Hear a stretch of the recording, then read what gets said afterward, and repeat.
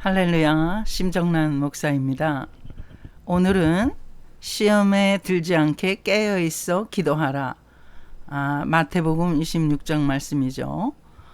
그 의미에 대해서 한번 생각해 보는 시간을 갖겠습니다. 우리 예수님께서는 이제 제자들이 제자들 특히 이제 12 제자 중에 3명 가장 믿을 만한 베드로, 야고보, 요한 3명을 데리고 겟세마네 동산에 오르셨죠. 밤새도록 기도하시려고.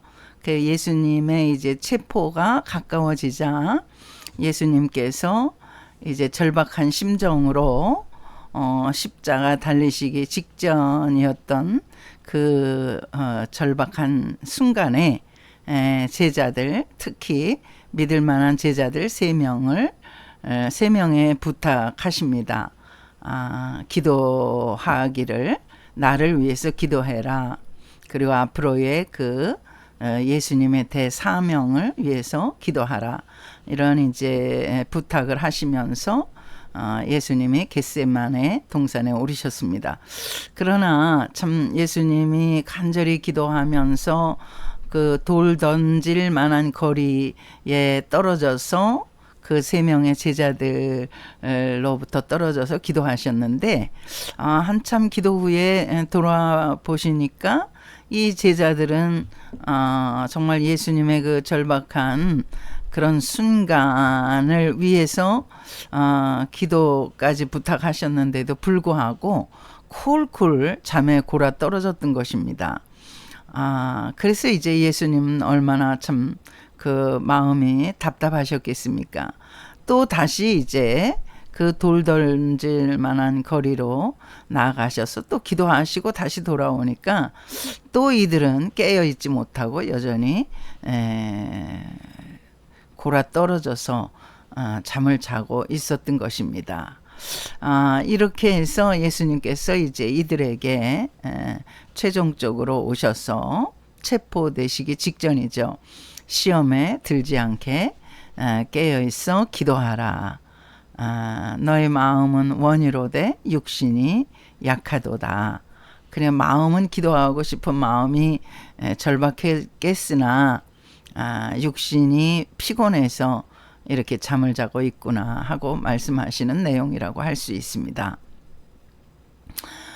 그런데 여기서 예수님이 말씀하신 시험에 들지 않게, 이 시험은 바로 마귀가 주는 템프테이션, 마귀가 주는 유혹이라고 할 수가 있습니다. 우리는 이제 이 세상에 살아가면서 하나님을 볼 수도 없지만 또 마귀도 볼 수가 없죠. 그런 가운데서 우리가 하나님을 믿는 절대 신앙을 가지고 살려고 애를 쓰고 있는데, 그런데 이 하나님도 보이시지 않지만 이 마귀가 역시 보이지 않는 영물로서 우리에게 다가와서 템프테이션, 유혹을 하는 것입니다. 미혹을 하는 것입니다. 넘어뜨리려고 하는 것입니다. 그렇기 때문에 주님께서는 이 마귀의 템프테이션을 이기기 위해서, 또 퇴치하기 위해서 깨어 있어서 watch, 깨어 있어서 기도하라. 이렇게 이제 명령을 하는 것입니다.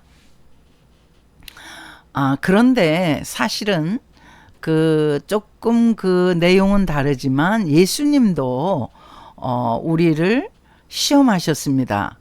그 시험은 이제 물론 템프테이션이 아니죠. 테스트죠. 마귀가 주는 템프테이션은 우리를 넘어뜨리고 하나님과의 관계를 끊어뜨리고 그리고 우리를 망하게 하는 것이 이제 마귀가 우리에게 다가와서 유혹을 하는 목적이라면, 예수님이 주시는 시험, 이거는 이제 영어로도 템프테이션이 아니라 테스트죠. 또는 트라이얼이라고 할 수도 있고요. 또는 이제 디시플린이라고도 할 수가 있죠. 우리 말로는 이제 시험이라는 단어 하나가 이제 가장 이렇게 뚜렷한데, 근데 영어로는 이제 여러 가지 그 용어로 설명할 수가 있습니다. 테스트. 우리가 테스트 받는다 하잖아요. 운전면허 시험에도 테스트에 통과를 해야 우리가 운전대를 잡을 수가 있지 않습니까? 또 트라이얼 지금 이제 파리 올림픽이 지금 열심히 지금 진행되고 있는데 그들이 얼마나 많이 트라이얼 시행착오를 겪으면서 이제 그 디시플린 그 훈련을 했겠습니까? 그래서 트라이얼, 디시플린 이런 거 이제 훈련 이게 다 예수님이 또 하나님이 우리에게 그 시험을 하시는 목적은 마귀가 주는 템프테이션이 절대 아니죠. 우리를 세우게 하시고 우리를 승리케 하시고 우리를 성공시키시고 우리의 장래를 축복하시기 위한 그런 한 프로세스라고 할 수가 있는 것입니다. 그 내막이 이제 그렇다는 것입니다. 그런데 이제 이 그 마귀가 주는 템프테이션이나 그 예수님이 우리에게 테스트를 하시는 그 내용을 살펴보면 상당히 유사한 점을 발견할 수가 있습니다.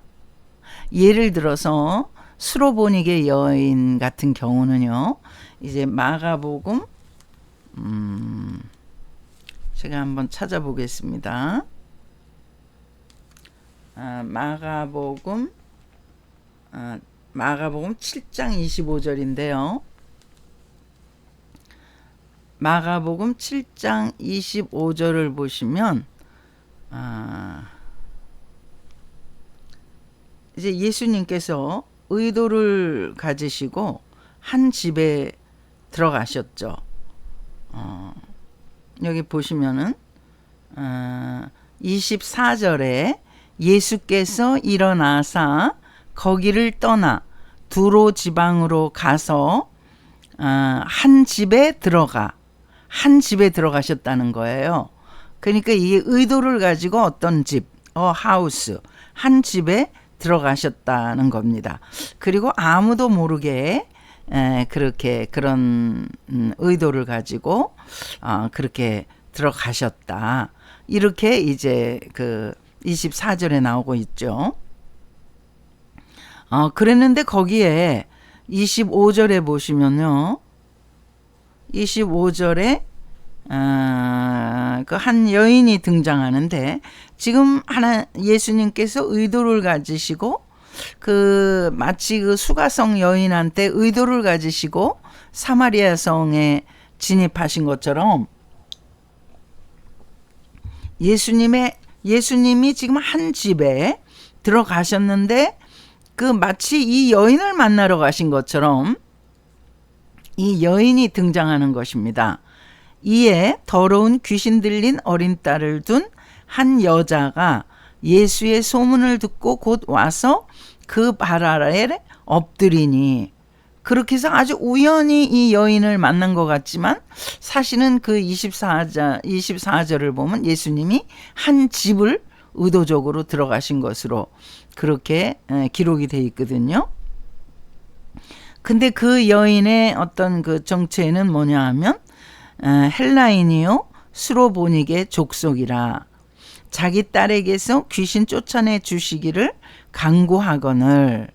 그러니까 이제 이 여인의 목적은 예수님이 이제 능력이 많으신 분이니까 찾아온 거죠.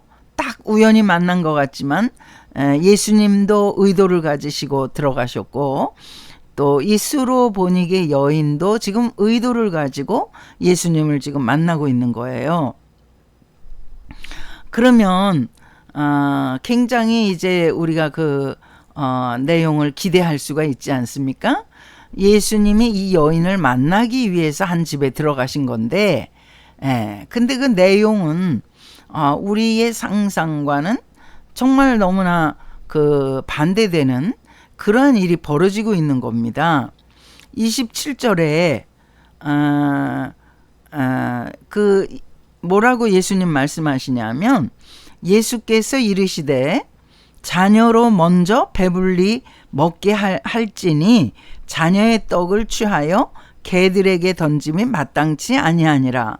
그러니까 이 여인의 정체성은 바로 이제 수로보니게 여인이면서 이제 헬라 여인이고 이방 여인이란 말이에요.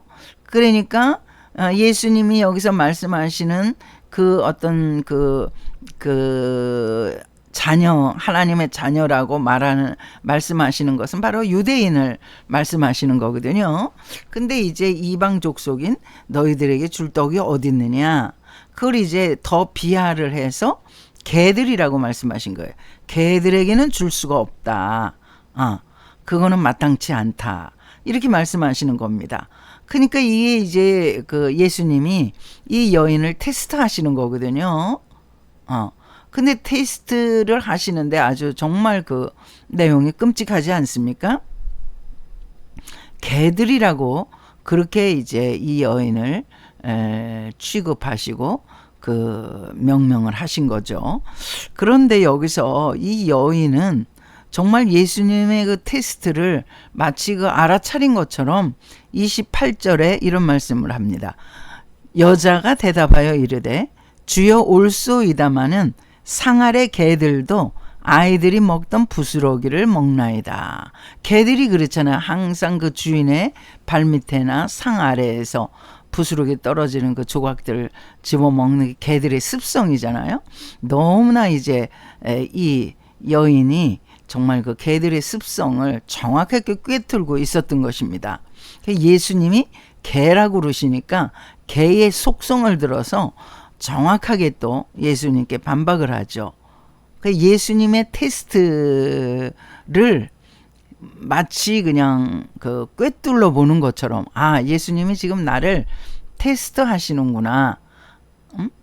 그러면 내가 이 테스트에 실패할 것이 아니라 내가 이 테스트를 반드시 내가 통과를 해야 되겠다. 이런 아주 결의를 가진 것처럼 이 여인이 지금 말하고 있는 것입니다. 그러니까 29절에 예수께서 이르시되 이 말을 하였으니 돌아가라 귀신이 내 딸에게서 나갔느니라. 그러니까 너가 이렇게 말한다니 정말 내가 놀랄 노짜다. 예수님이 이런 뉘앙스로 말씀하시는 겁니다. 마태복음은 이게 조금 더 디테일하게 나와 있죠. 그러니까 이제 내 딸은 고침을 받았다. 이렇게 선포를 예수님께서 해주시죠. 예수님 상당히 기분이 좋으셨죠. 마태복음은 심지어 내가 이런 믿음을 본 적이 없다. 그러니까 이 이방 여인의 이런 믿음은 정말 그 예루살렘이나 이 유다 땅에서는 찾아볼 수 없는 그런 아주 굉장한 믿음이다. 이렇게 칭찬을 하시거든요. 여자가 집에 돌아가 본즉 아이가 침상에 누웠고 귀신이 나갔더라. 그러니까 뭐 예수님이 이렇게 선포하셨는데 귀신이 안 나가고 배기겠습니까? 즉시 그 딸에게서 쫓겨 나갔던 것입니다. 근데 이 여인처럼 이렇게 정말 그 예수님이 지금 나를 테스트 하시는구나. 이렇게 꿰뚫어 보고서 그 절대 흔들리거나 물러가지 않고 이렇게 예수님을 더 붙잡는 그런 그 믿음의 사람들이 과연 얼마나 될까? 이제 우리들을 지금 제가 말씀하는 겁니다. 우리들의 믿음이라는 게 굉장히 좋은 것 같지만 이렇게 어떤 그 예수님이 테스트를 할 때, 하나님이 우리를 테스트할 때 과연 정말 그걸 넉넉히 통과할 수가 있을 것인가? 그 예수님이 우리를 테스트하실 때 아무개야 이건 내가 지금 너의 믿음을 테스트하는 거야. 그러니까 정신 바짝 차려서 잘 통과하고 이기거라. 이렇게 말씀하시지 않잖아요. 그냥 시험하시는 겁니다.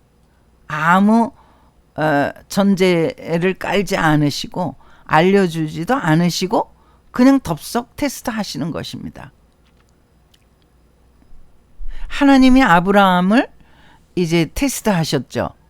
그래서 하나님이 아브라함을 테스트 하시려고 이렇게 말씀하셨다.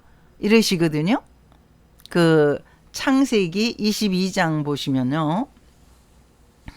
내 아들 독자 이삭을 데리고 모리아산에 가서 나에게 번제를 바치라. 이런 내용이잖아요. 그런데 그거를 아브라함한테 아브라함아, 내가 내 믿음을 지금 시험해야 되겠어. 테스트를 좀 해야 되겠어. 그러니까 이거는 테스트야. 어디까지나 테스트니까 네가 놀래지 말고 정신 바짝 차려서 이 시험을 잘 통과하면 돼. 이렇게 전제를 깔지 않으신다는 거예요. 그냥 하나님은 어느 날 그냥 딱 말씀하시는 거예요. 명령하시는 거예요. 그러면 그걸 어떻게 알아먹겠습니까? 응? 오히려 깜짝 놀라고 그러지. 응? 지금 하나님이 망령이 드셨나? 이게 무슨 소린가? 내가 잘못 들었나? 이렇게 하지 않겠습니까? 제가 창세기 22장을 한번 읽어드릴게요. 1절입니다.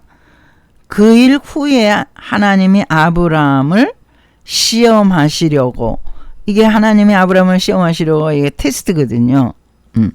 근데 이거는 하나님만 아시는 거예요. 시험하시려고 하는 의도를 가지신 건 하나님만 아시는 거예요. 그리고 그를 부르시되 아브라함아 하시니 그가 가로되 내가 여기 있나이다. 2절입니다.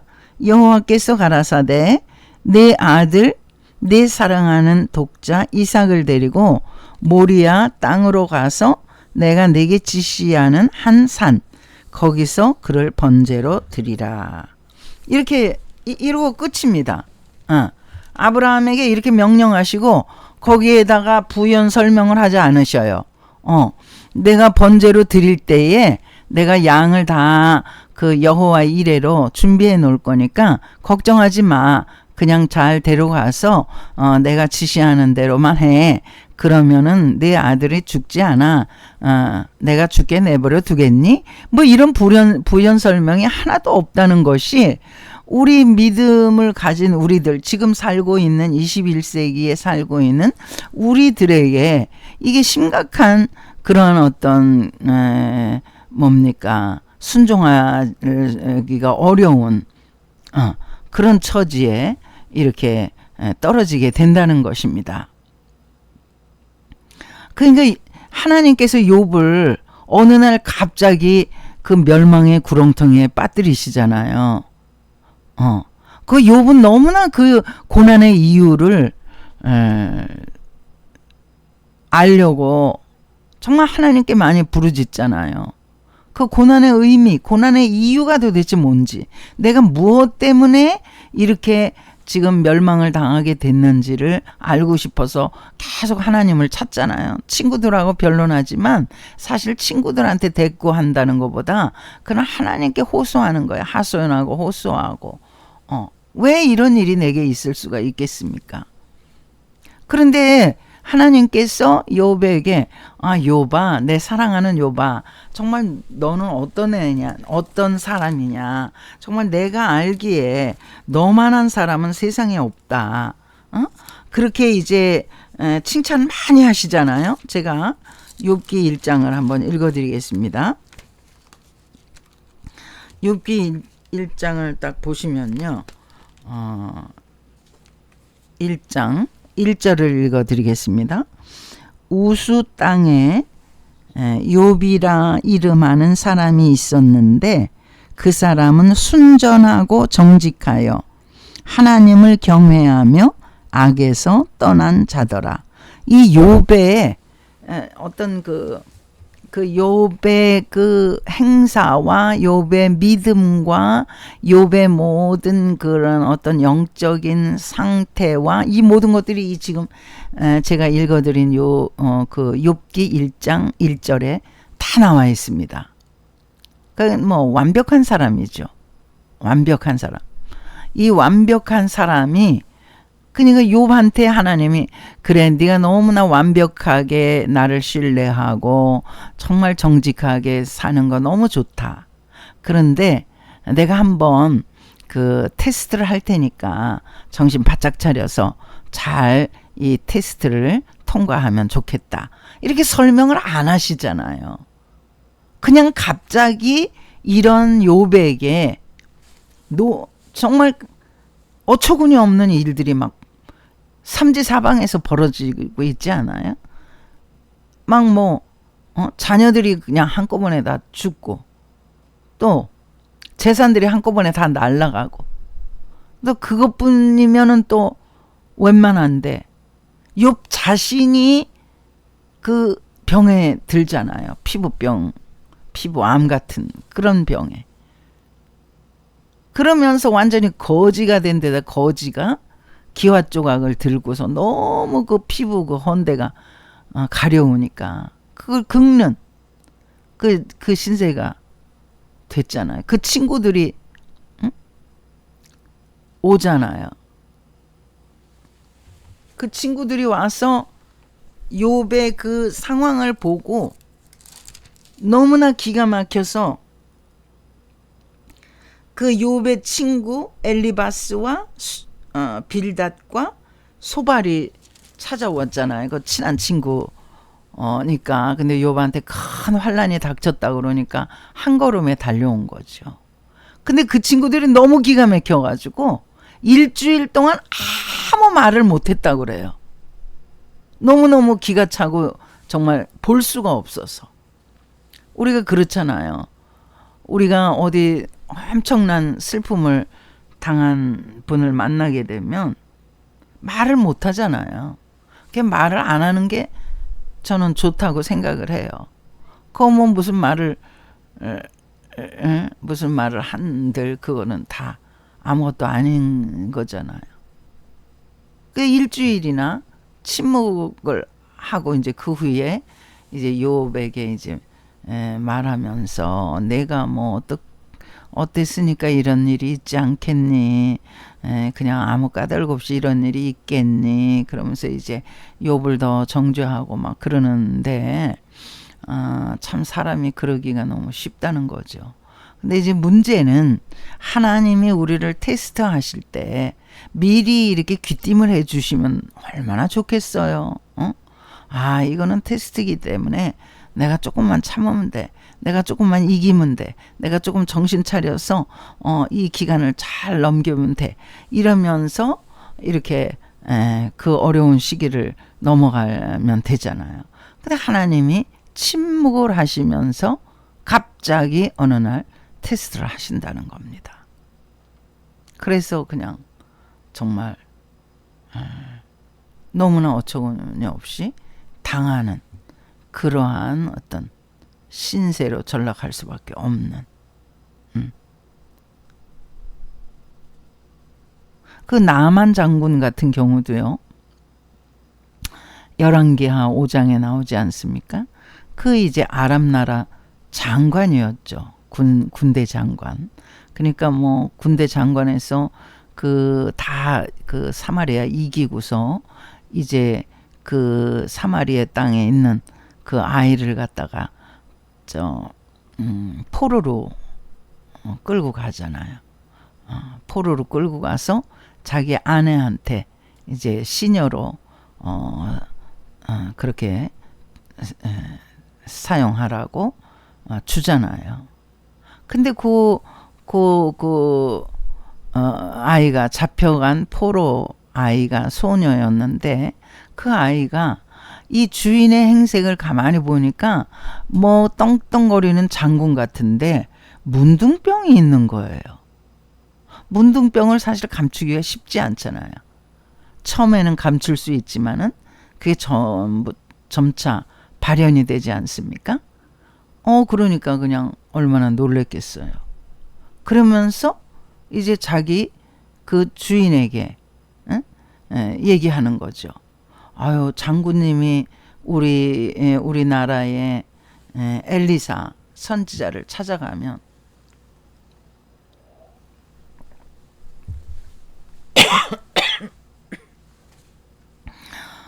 어떨지 모르겠네요.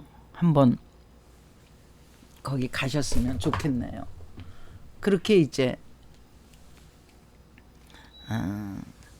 소녀가 그 주모에게 말을 하죠. 그래서 이제 믿져야 본전이라고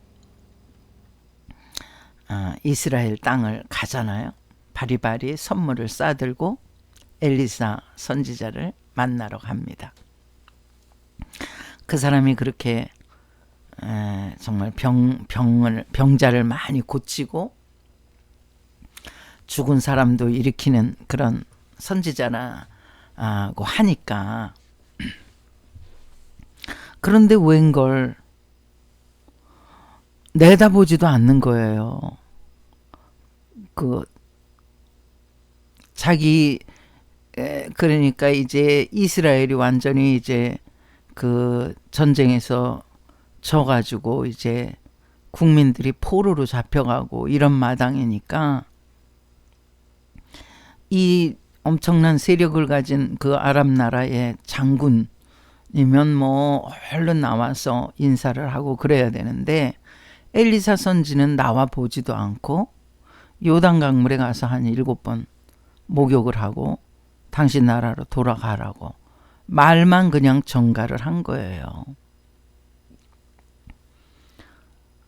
그럴 때 엘리사 선지가 이거는 사실은 내가 당신을 테스트하는 거니까, 당신이 문둥병에서 나음을 입을 만한 사람인지 아닌지를 내가 테스트하는 거니까 이 테스트에 통과해서 깨끗하게 고침받고 당신 나라로 돌아가시오. 이렇게 뭐 부연 설명을 해주면 얼마나 좋겠습니까? 그런 깊은 뜻이 있구나. 그러면서 나만 장군이 이제 얼른 요단강물에 뛰어 들어갔을 거 아닙니까? 그런데 그런 부연 설명 전혀 없죠. 그냥 대짜고짜로 내다보지도 않고 눈도 맞추지 않고 그냥 요단강물에 7번, 그것도 한 번 들어가는 것도 아니고 한 번 들어갔다가 나오고 또 한 번 들어갔다 나오고 또 한 번 들어갔다 나오고, 이거 뭐 애들 장난하는 것도 아니고 그렇게 7번을 명령을 한 거예요. 그러니까 나만이 굉장히 화를 내죠. 내가 아무리 병에 걸렸더라도 이건 진짜 너무하다. 우리나라에 다메섹에 얼마나 훌륭한 강이 있는데 이 요단강이 사실 아주 조그맣더라고요. 저도 이스라엘에 한번 가서 요단강을 봤는데 옛날에는 뭐 넘쳤는지 몰라도 지금 20세기에는 그렇지 않더라고요. 근데 나만 장군이 요단강을 방문했을 때는 어땠을지 모르지만 하여튼 요단강이 그렇게 큰 강은 아닙니다. 갈릴리 바다나 거기하고는 좀 다르더라고요. 아주 작더라고요. 내가 이 요단강 이 코딱지만한 이 강물에서 내가 더군다나 한 번도 아니고 7번씩을 장군인데 들어갔다 나왔다 하겠느냐 하면서 돌아가려고 했잖아요. 이게 뭡니까? 바로 하나님의 테스트에 통과하지를 못하는 바로 그 지경까지 딱 온 거죠. 우리가 이런 걸 생각할 때 우리가 많이 생각을 해보아야 합니다. 하나님이 우리를 테스트할 때 이거는 테스트야. 너가 믿음이 좋은지 어쩐지를 내가 훌륭한지를 테스트해 보는 거야. 이렇게 절대로 설명하지 않고 어느 날 갑자기 무시무시한 일이 내게 생기는 겁니다. 이 나아만은 그래서 돌아가려고 그러니까 종들이 장군을 말리죠. 장군님, 우리가 그 먼 데서 여기까지 왔는데 뭐 어디 가서 전쟁을 해가지고 가서 피를 흘리라는 것도 아니고, 그리고 또 그 말하는 사람이 굉장히 능력이 있다는 사람인데 뭐 요단강에 가서 그냥 들어갔다 나왔다 몇 번 하면 되는데 왜 그걸 마다하십니까? 간곡하게 그 종들이 너무 훌륭한 것 같아요. 종들이 너무 훌륭해서 이 나아만을 살렸던 것 같습니다. 그래서 열왕기하 5장을 제가 한번 찾아볼게요. 열왕기하 5장을 찾아보면 이 나만 장군이 그냥 할 수 없이 그 종들의 그냥 그 사정에 의해서 간 거 아닙니까? 들어갔는데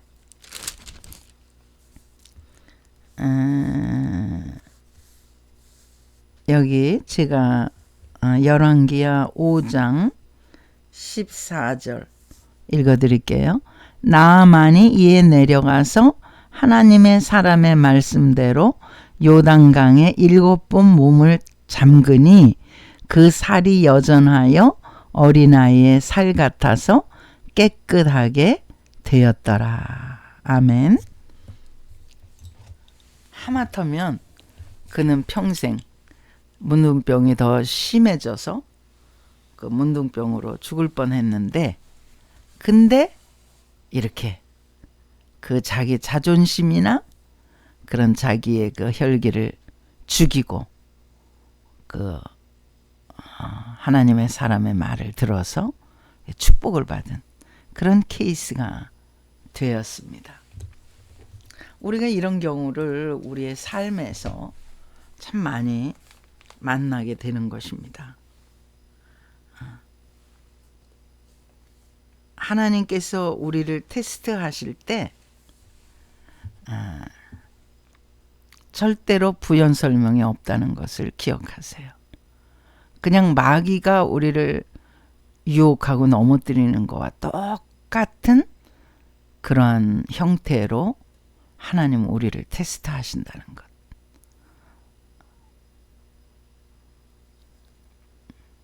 그래서 예수님께서는 시험에 들지 않게 깨어있어 기도하라. 여기서 물론 이 시험은 하나님이 하시는 테스트는 아닙니다. 근데 템프테이션이죠. 그러니까 마귀가 주는 템프테이션입니다. 그런데 저는 거기서 한 걸음 더 나아가서 하나님이 우리를 테스트하시는 것도 결코 만만치 않다는 것입니다. 자주자주 우리를 테스트하시는 거예요.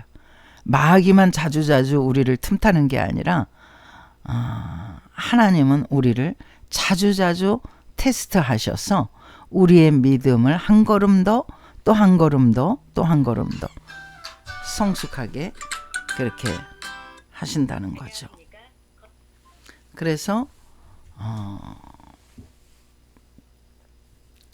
우리가 정말 깨어있어 기도해야 할 그럴 필요가 있다고 저는 믿습니다. 할렐루야. 오늘은 여기서 마치겠습니다. 무더위에 더 힘써서 시험에 들지 않게 깨어 기도하시는 저와 여러분이 되시기를 주님의 이름으로 축원합니다. 감사합니다.